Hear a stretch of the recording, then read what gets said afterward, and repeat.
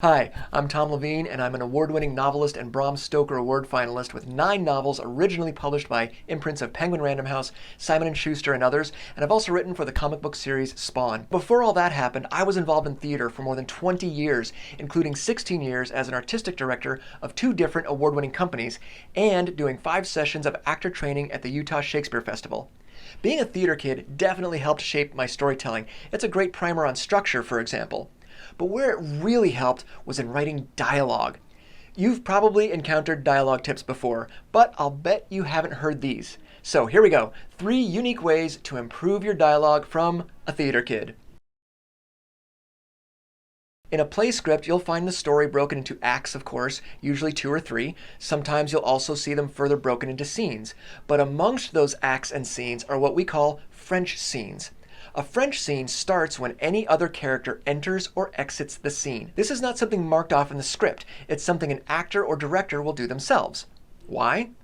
Because every time there is an entrance or an exit, relationships change. When relationships change, so does the dialogue. Sometimes in big ways, sometimes in smaller, subtle ways. Let's put 2 teenage girls in one of the girls' bedrooms after school, talking about Biff Chunkbody, the dreamy quarterback. Without giving you anything else, can you hear them in your head? Do you hear their word choice, their cadence, their rhythm?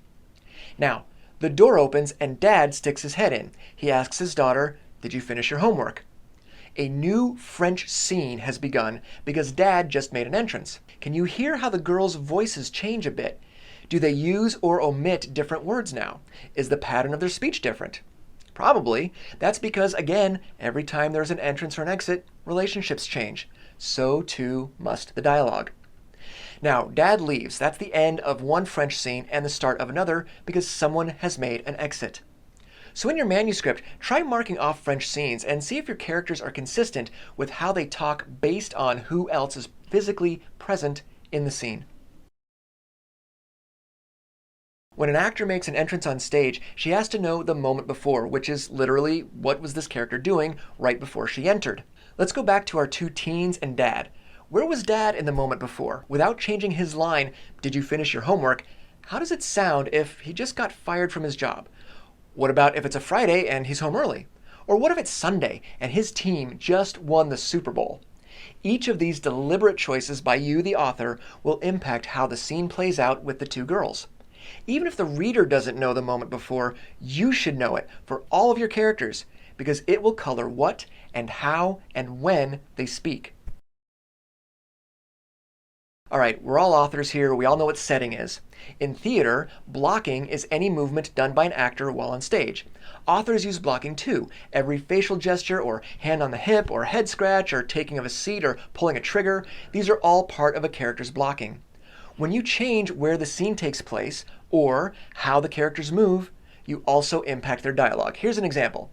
You've seen Romeo and Juliet, and you've seen Romeo be a total creeper by hiding in the bushes, spying on Juliet while she talks to herself. Yeah, real romantic, bro. but soft, what light through yonder window breaks. Ugh. So what if instead Juliet comes out to the balcony? Romeo waves, she waves back and motions for him to come up to the balcony, which he does. And once there, perhaps delicately holding her chin to gaze into her eyes, he says, "But soft, what light through yonder window breaks? It is the east, and Juliet is the sun." Changes everything, doesn't it?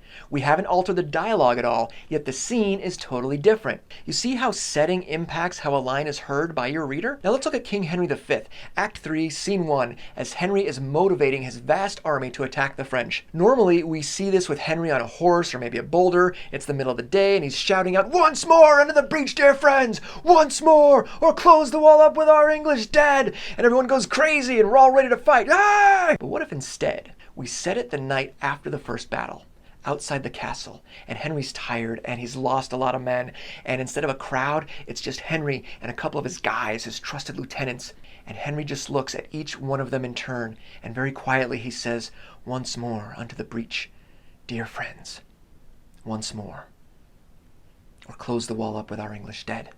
We haven't changed a word, and yet everything is different. Notice that neither option is good or bad or better or worse. It just depends on what effect you're going for as the author. But making that one change to the setting alters everything about how your characters interact and how your audience perceives the scene. I'm Tom Leveen. I hope you found this helpful. Thanks for watching.